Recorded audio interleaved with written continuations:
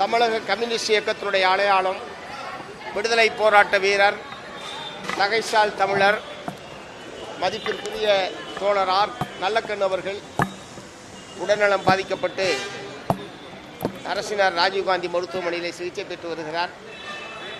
அவர் உடல்நலம் தேறி வர வேண்டும் என்று தமிழகம் முழுவதும் இருக்கக்கூடிய உழைப்பாளி மக்கள் அவருடைய உடல்நலத்தின் மீது அக்கறை கொண்டு கருத்துக்களை வெளியிட்டு வருகிறார்கள்.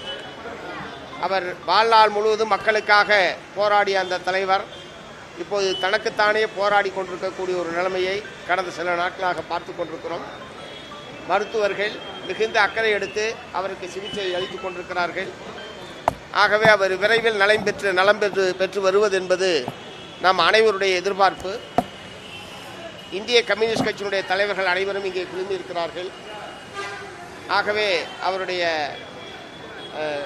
மக்களுக்காக பாடுபட்ட அந்த தலைவருடைய வாழ்க்கையை அதனுடைய விளைவாக தமிழ்நாடு முழுவதும் இருக்கக்கூடிய உழைப்பாளி மக்கள் அவருடைய நலனின் மீது அக்கறை கொண்டிருக்கிறார்கள் என்பதை தெரிவித்துக் கொள்கிறேன். நமது போற்றுதலுக்குரிய தோழர் தகைசால் தமிழர், சுதந்திர போராட்ட வீரர், இந்த மண்ணுக்காக இந்த மக்களுக்காக இயற்கையை பாதுகாப்பதற்காக வேண்டி பல்வேறு விதமான சட்ட போராட்டங்களை கள போராட்டங்களை தன்னுடைய வாழ்நாள் முழுவதும் அந்த போராட்டங்களுக்காக மக்களுக்காக அர்ப்பணித்தவர்.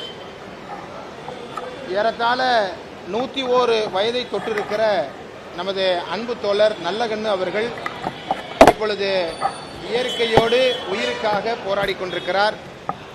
தோழர் மீண்டு வர வேண்டும், நம்மோடு இணைந்து அவரும் பணியாற்ற வேண்டும் என்று இந்த தருணத்தில் எல்லாம் வல்ல இறைவனை நாங்கள் பிரார்த்திக்கிறோம். மிக அற்புதமான மருத்துவ சிகிச்சையை தமிழகத்தினுடைய அரசு வழங்கியிருக்கிறது. தமிழகத்துடைய முதல்வர் மாண்புமிகு ஸ்டாலின் அவர்கள் நேரடியாகவே இந்த மருத்துவ குழுவை கண்காணித்து கொண்டிருக்கிறார். அவரது குடும்பத்தினர் பாசத்தோடு அவருக்கு எல்லா விதமான ஏற்பாடுகளையும் செய்து வருகிறார்கள். எனவே மருத்துவர்கள் மிக சீரியஸாக அவருக்கு தேவையான மருத்துவ உதவிகளை வழங்கி கொண்டிருக்கிறார்கள். நாமும் இறைவனை பிரார்த்திப்போம், தோழர் நம்மோடு மீண்டு வர வேண்டும் என்று.